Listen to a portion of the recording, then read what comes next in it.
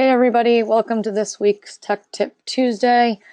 Today we're going to be talking about Zadara's chargeback tools. So this is going to be a great mini session for all the Zadara admins joining us today.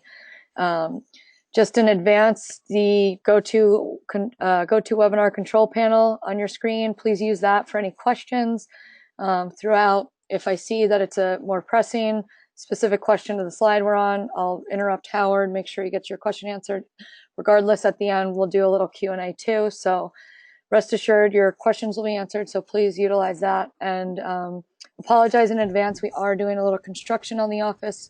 It's an exciting time. We're expanding the company. So apologize if you hear any noise in the background, but we'll try and keep it to a minimum, but just so you are aware. But anyway, without further ado, here's Howard Young, Solutions Architect, to talk about today's topic, which is chargeback. Yeah, good morning, good afternoon, good evening, wherever you are. Thank you for joining Tech Tip Tuesday. And today what we're going to talk about is the chargeback tools. Now, you probably won't, from a user standpoint, you won't ever see the chargeback tools, but as an admin, you will. So if you've never seen what our cloud looks like, we have a Zadara e-commerce, which is basically where you can provision your VPSA. So for example, if you go to manage.zadarastorage.com, not .com, but .com, you can go ahead and create a VPSA or a Zios. So this is what we call our e-commerce, and it's integrated in every cloud. So every cloud, like for example, are all AWS, Omegabyte, partner, Azure cloud. So that's all integrated with a common e-commerce that integrates all of our clouds together. So if you install like a single cloud, you'd have a local e-commerce. But if you have multiple clouds like Omegabyte, so for example, Omegabyte has one in Denver and also one in Austin. They have a global e-commerce which is the same as what we use in our public cloud, and that allows you to integrate the whole infrastructure into a single management tool. So there's also another product. We have the e-commerce. We have a Zadara NOC, which we call as a CCVM, but that's for a later date, and it gives you a view of what's going on within the cloud itself. But for most of the users, they pretty much look at the VPSA and that GUI. So there's actually one cloud product, and then today what we're going to look at is the e-commerce. So if I bring up let's see if I can bring it up.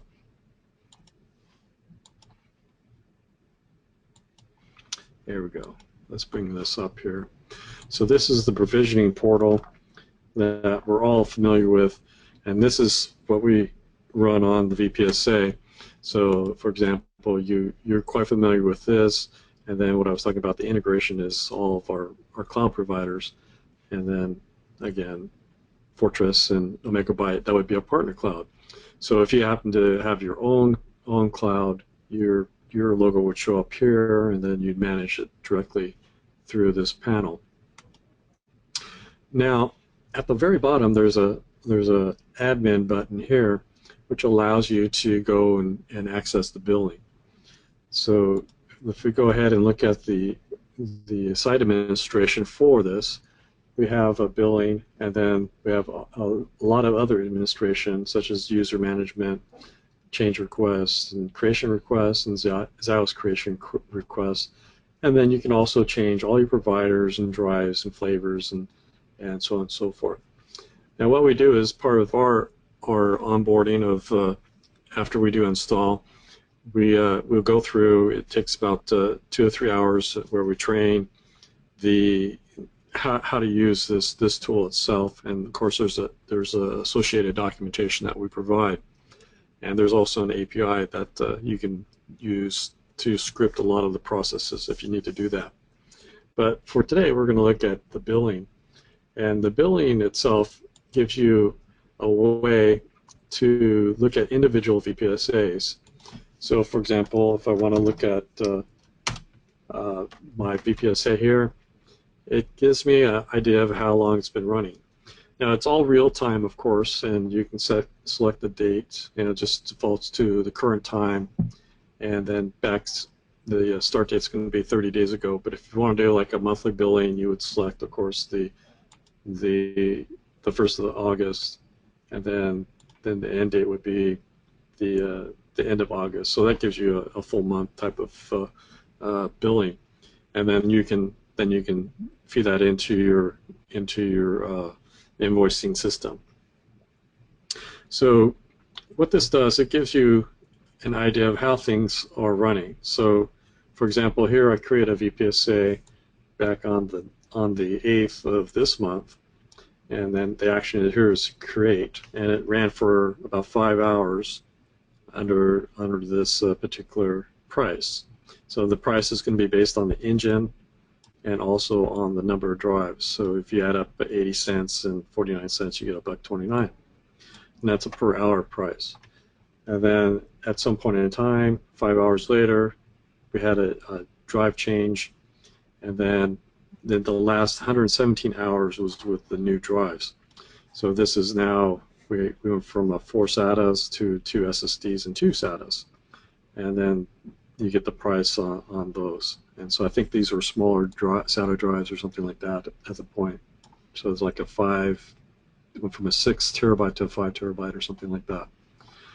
So this will give you the price per hour, and you can actually download this into a CSV, and then you can import that into your QuickBooks or FreshBooks.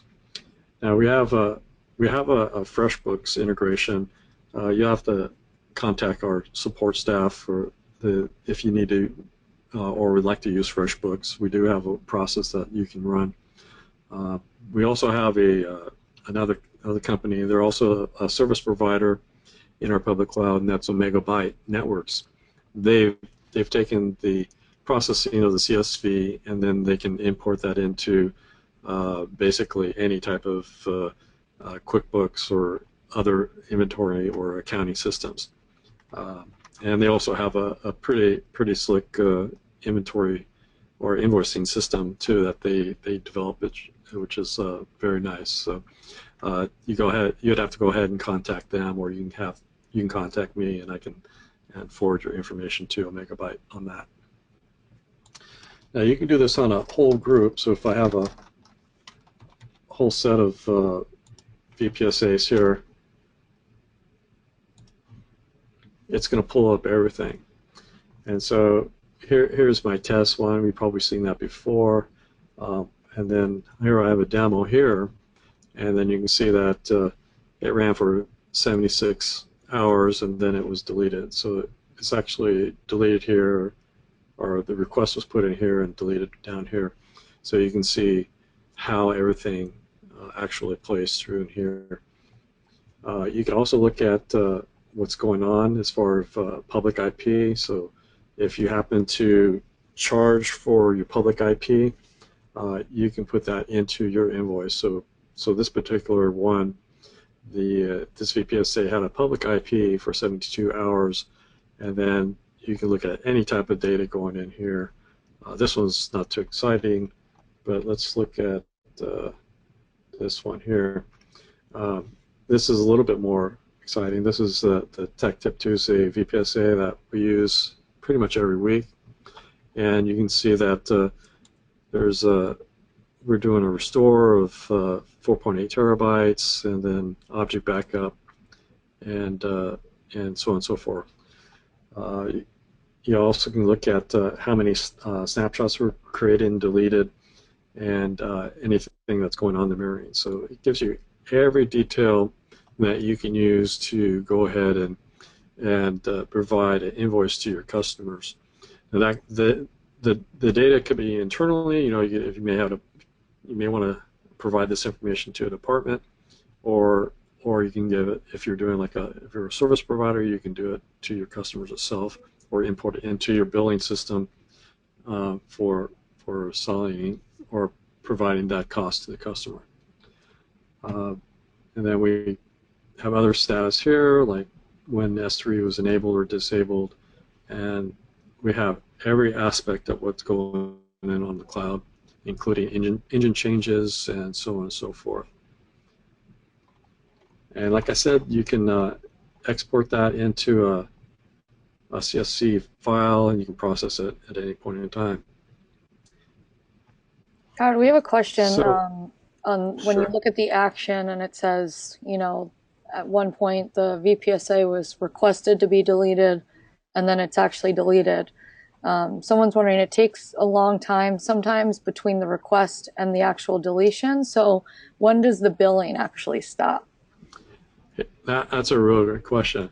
So what happens when you press the delete button? You get this delete request here. So this is actually when the VPSA stops charging. So you don't have to worry about that.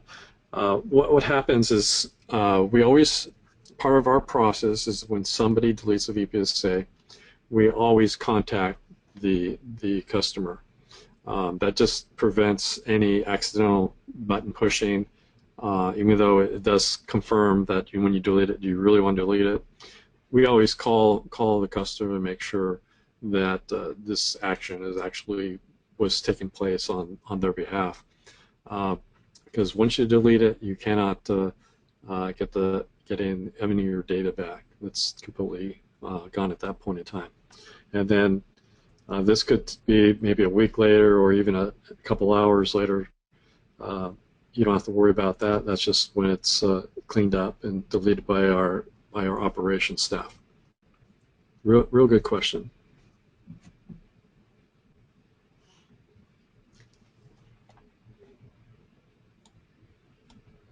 Are there any other questions on that, or?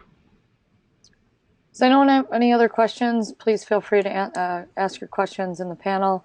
At this time, I don't see any others coming in. So if you do have any follow-up questions after you've digested all this, please email Howard at howard@zadarastorage.com. He's also on Twitter and LinkedIn at Howard Y. Also on LinkedIn here. He mentioned Omega Byte Networks. If you're looking for more information on how that works, their website is listed here. And lastly, the bit.ly for Ask Me Anything. We're still doing an ongoing promotion to get more topics. We want to know what you guys want to learn about. So if you go to the bit.ly, Ask Me Anything, you could suggest a topic for us to cover. We'll add it to our list of topics. And if we do choose to use it, we'll send you $25 to Starbucks as a thank you. So appreciate all those who have submitted topics prior. We've used a few. Some people have enjoyed a couple coffees on us. So thanks again for that. And I think, Howard, are we going to cover some Docker stuff next week?